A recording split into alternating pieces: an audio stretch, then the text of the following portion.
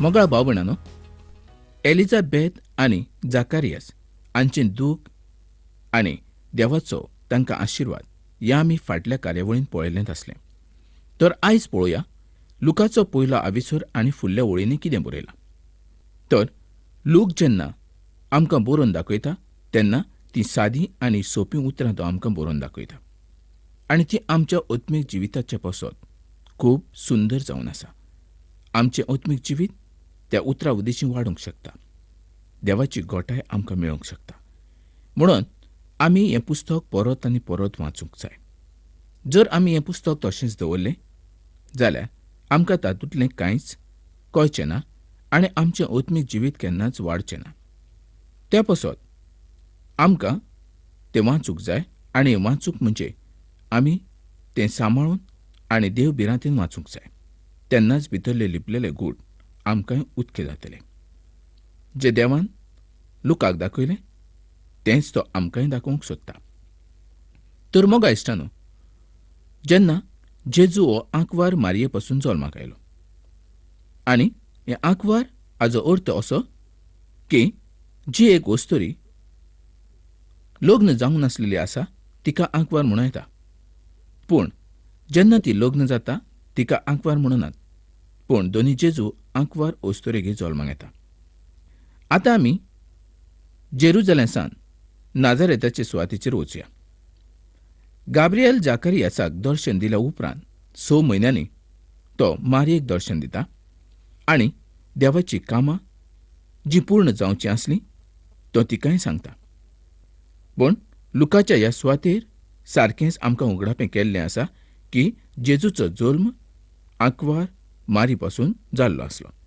लूक हो एक दोतोर जावन आसलो. 28वी वळ आमकां सांगता की मारिया देवाचे व्हड कुरपेन भरली, म्हणजे ती बायलां भितर आशिर्वादीत अशी जाली. बायलां मदें सगळ्यांहून उंचली सुवात मारयेक फावो जाली. तिका देवाहून वयर करूंक ना, तर तिणें सगळ्या बायलांहून व्हड अशें जावचें देवाची येवजण आसली आनी ती येवजण देवा उद्देशीं तिच्या लागीं पूर्ण जाली. हो आविसर तर सुंदर जावन आसा. पूण सगल्यांनी एक मतीन दवरूंक जाय की संवसाराचो सोडवणदार बायले पासून जल्माक आयलो.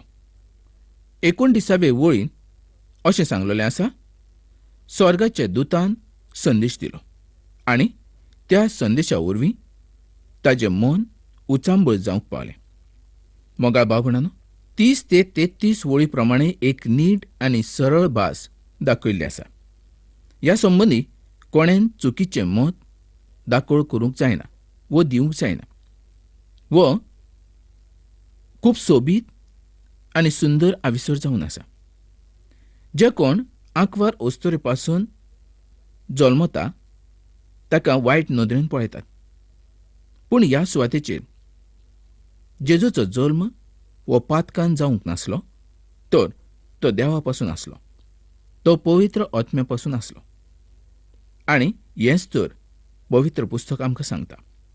ताजेर आमचो विश्वास आसूंक जाय आनी ताजेर आमी विश्वास दवरूंक जाय. आनी जो कोण ताजेर विश्वास दवरिना ताका सोत केन्नाच उगडापें जायना, कारण तें देवाचें उतर जावन आसा. पूण मोगा इश्टानो, तूं एक जाणा जाव की देवान तुका वेंचून काडलेलो आसा. तुवें देवाक वेंचून काडूंक ना. आनी हें खूब म्हत्वाचें जावन आसा. आयज मनीस देवाक वेंचून काडूंक पळयता, पूण तें तांचे लागीं घडना. कित्याक खंयच्याच मनशान देवाक वेंचून काडूंक जायना, कारण देव मनीस जालो आनी तो आमच्या मदेंच येयलो आनी तो कुरपेन भरलेलो आसलो. तोच दोनी जेजू क्रिस्त जावन आसलो. मनशाचे कुडीन ह्या संवसारांत तो आयलो आनी दुखाचें आनी त्रासाचें मरण ताणें सोंसचें आसलें हेंय पवित्र पुस्तक आमकां दाखयता. दाविदाच्या कुळांत तो जल्माक आयलो. जरी तो आंकवार मारयेक जल्माक आयलो तरी तो मनीस नासलो, पूण तो देव जावन आसलो आनी ताचें राज कायद्या प्रमाणें तो चलोवंक सोदतालो. मोगाळ भाव भयणानो, हो आविसर सगळो प्रस्नांनीच भरलेलो आसा. सगळ्यांकूच जबाबाची गरज आसा. आयज सगळे संवसारान आमी पळयता की प्रस्नूच प्रस्न आसात आनी सगळे जाण जबाब पळयतात, म्हणजे जबाब सोदतात. कोणाकूच सारको जबाब मेळूंक शकना. जर तुमकां सारको जबाब जाय जाल्यार फकत पवित्र पुस्तक तुमकां दिवंक शकता, आनी तो जबाब चुकीचो आसचो ना. लुकाचो 1 आनी 34 ह्या वळीन कितें बरयलां तें आमी पळोवया. आनी हो प्रस्न एक आंकवार ओस्तरे पासून जेजू क्रिस्ताचो जल्म ह्या संबंदी आसलो. जेन्ना मारिया आंकवार आसली तेन्ना तिणेन म्हटलें, हें कशें जावंक शकता? मोगा बाबणानो, खऱ्यांनीच हो प्रस्न एक व्हड जावन आसा, आनी मारयेचोय हो प्रस्न व्हड जावन आसलो, आनी हें जावंक शकनासलें अशें मनशाचे नदरेन आसा, आनी मनशाक तें घडोवंक शकना. आनी हो खरो पळयल्यार सारको प्रस्न जावन आसलो अशें दिसता. डॉक्टर लूक गाब्रियल दुतान कितें म्हटलें तें सांगूंक सोदता, आनी ताचो जबाबूय आमकां फावो जाता. 35वी वळ सांगता, जेजू क्रिस्ताच्या जल्माचें कोणाक कांयच पडोन गेल्लें नासलें. आनी लेवीच्या पुस्तकांत तर आमी शिकलोलेच आसा की भुरग्यांक जल्म दिल्या उपरांत बायल ही मेळी जाताली आनी तिका अशुद्ध अशें मानताले, कारण तिणेन एका पातकी मनशाक जल्म दिला देखून. एक पातकी ह्या संवसारांत आयलो अशें लोक समजताले. त्या पासत तिका वेगळी रावची पडटाली आनी तिका वेगळे ते दवरताले. आनी तिणें नितळ जावंक जाय जाल्यार तिका बेड भेटोवन आपूण पवित्र जावची गरज आसली. म्हणजे त्या वेळार तिणेन बेड भेटोवंक जाय आसली. आनी एका पातक्याचो जल्म जाल्या उपरांत तो संवसार आनीक पातकान भरला आनी भरता असो लोकांचो समज जातालो. हें खरें म्हटल्यार सारकें जावन आसलें. पूण ह्या सुवातेचेर आमकां दोनया जेजू क्रिस्ता पासत खंयची भेट हाडलेली दिसना. जेन्ना मारयेन भेट केली तिणें आपल्या पुता पासत केली ना, तर ती भेट तिणें आपल्या पासत केल्ली आसली. तर ह्या सुवातेर आमी एक वळ वाचूया. स्तोत्रांचो 51 आनी 5 वळीन दावीद पाशा अशें बरयता, हांव पातकानूच जल्मलो. आवयच्या कुसव्यान सावन हांव पातकी, पूण मारयेचो पूत आनी दोनी दावीद पाशा हातून जायतें वेगळेपण आसा. जेजू आंकवार ओस्तरेगे जल्माक येवंक जाय आसलो. मोगाळ बाबणान, तुमकां खबर आसा की ह्या भुरग्याक देवाचो पूत कित्याक म्हटलेलें आसा तें? कारण तो खूद देवाचो पूत जावन आसलो. लक्षांत दवरात, डॉक्टर लूक आपणे बरयल्ल्या शुभ वर्तमानांत विज्ञानाच्या नदरेन पळयता. तो सांगता की ताणें नाजरेत जेजूक पळयलो आनी ताका हेंच समजून आयलें की जेजू देवाचो पूत न्हय, तर तो खूद देव जावन आसलो. मोगाळ बाबणानो, जो हांव ताच्या शुभ वर्तमानांत बरयता की तो देवाचो पूत जावन आसलो आनी हें खरें जावन आसा, हें सत जावन आसा, पूण लुकान एकदम सोंपे भाशेन लोकांक कळीत केलें. जर आमकां ताचो संदेश समजूंक नासलो तर आमकां परत शिकचें पडटलें आनी परत देवाचें उतर वाचचें पडटलें. लुकाचो 1 36 आनी 37 वळ कितें सांगता तें आमी पळोवया. जुवांचो जल्म सुद्दां एक व्हड अजाप अशें जावन आसा, पूण ताचो जल्म आंकवार बायले पासून नासलो.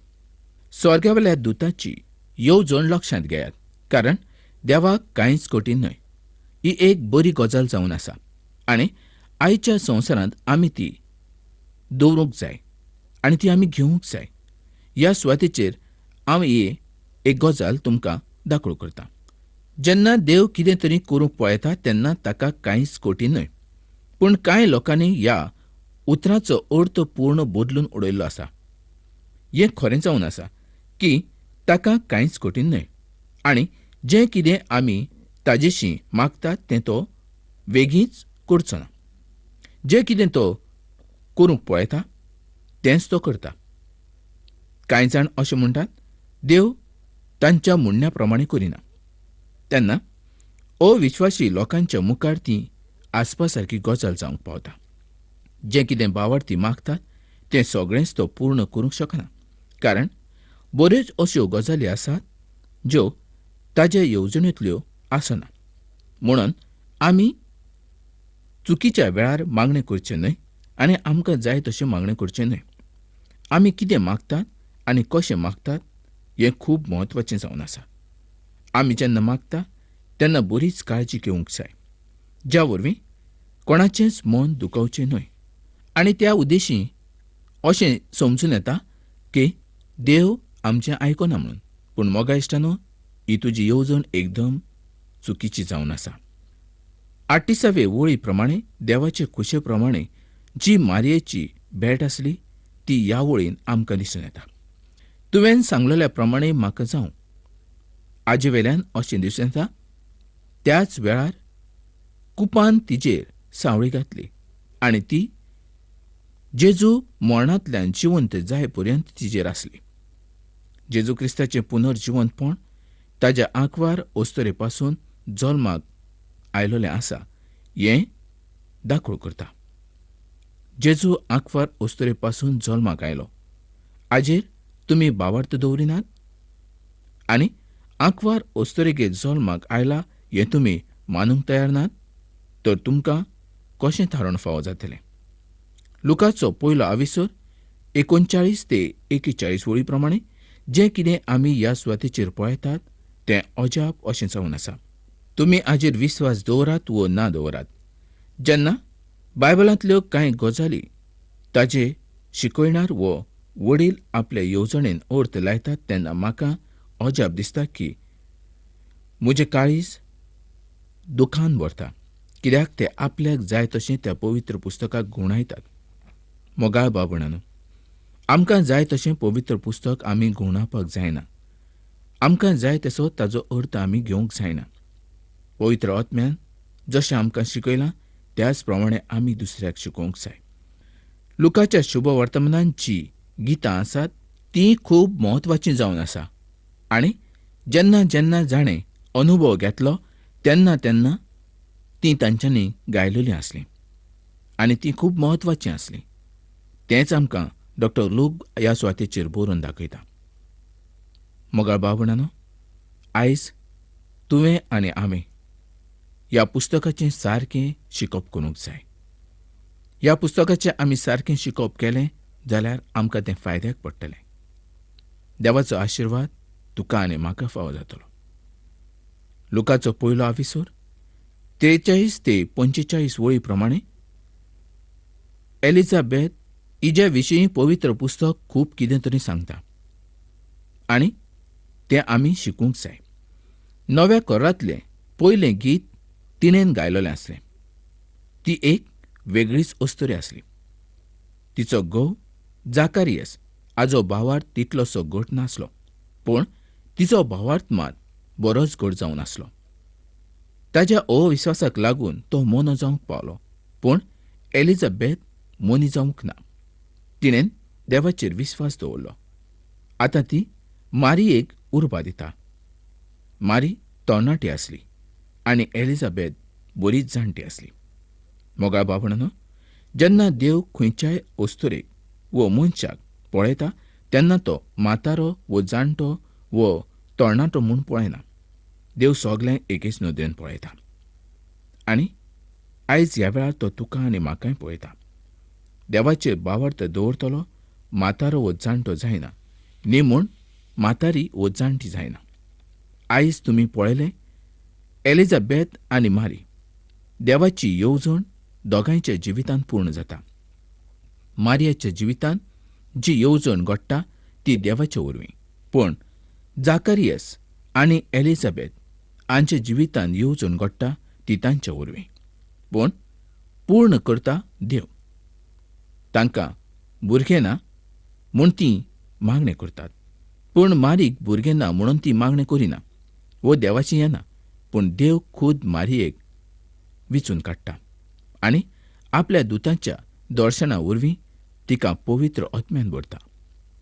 ही देवाची येवजण संवसाराच्या ओरंबाक सावन जी आसली ती पूर्ण जावचे पसत ताणें हें केल्लें आसलें. संवसाराचो सोडवणदार जल्माक येवचो आसलो आनी तो मारयेच्या उद्देशीत जल्माक येवचो आसलो. पूण मोगाळ भाव भयणांनो, जरी एलिझाबेथ म्हातारी आसली तरी तिच्या पसत देवाक कांयच कठीण जालें ना. हाजे वेल्यान अशें दिसता की ती जरी कुडीन म्हातारी आसली म्हणजे जाणटी आसली तरी ओतम्यान आनी देवाचे नदरेन तरणाटी जावन आसली. त्याच पसत देवान तिचें मागणें आयकलें आनी देवान ताका पूत दिलो. पूण ती दोगांय घोव बायलां आसलीं आनी देवान तांकां आशिर्वादान भरलीं आनी आपलें व्हडपण तांकां देवान उगडापें करून दाखयलें. पूण मारी आनी जुसे पयलीं घोव आनी बायल नासलीं. तांकां लग्नाचें उतर जाल्लें पूण तिणें खंयचोच दादलो पळोवंक नासलो आनी हें तर व्हड अजाप. पवित्र आत्म्या वरवीं जेजूचो जल्म जावंक पावलो. डॉक्टर लोक आमकां सगळ्यो गजाली सोंप्यो आनी सुंदर भाशेन बरोवन दाखयता. म्हणजे आमचो आनी कांय ताजेर दुबाव आसचो न्हय हीच देवाची येवजण जावन आसली. आयज जें शुभ वर्तमान ताणें आमकां दिलें तें खूब मोलादीक जावन आसलें. त्या उद्देशी आमकां सोत उगडापें जावंक पावलें आनी आमी आयज ताज्या स्वता वरवीं स्वतंत्र जावंक पावले. मोगाळ भाव भयणांनो, संवसारांत हांवें जायते तरेचीं पुस्तकां पळयलीं, जायते तरेचीं पुस्तकां वाचून पळयलीं आनी म्हाका तातूंत कांय सोद दिसून आयलें ना. तर पवित्र पुस्तक बायबल हातूंत जर एक उतर सत जावन आसा. तें पळयलें आनी म्हजो भावार्थ वाडूंक लागलो आनी आयज त्या पवित्र पुस्तका वरवीं हांव स्वतंत्र जालों आनी ही स्वतंत्रताय तुमकांय फाव जावची हीच देवाची येवजण आसा. त्याच पसत आयज हें देवाचें उतर तुमकां ताणें कळीत केल्लें आसा. तर मोगाळ भाव भयणांनो, ही कार्यावळ तुमकां कशी लागली आनी ह्या कार्यावळी संबंदी तुमची कसली मागणी आसात ते आयजूच चीट बरोवन म्हाका कळयात. हांव तुमच्या चिटीची वाट पळयतां.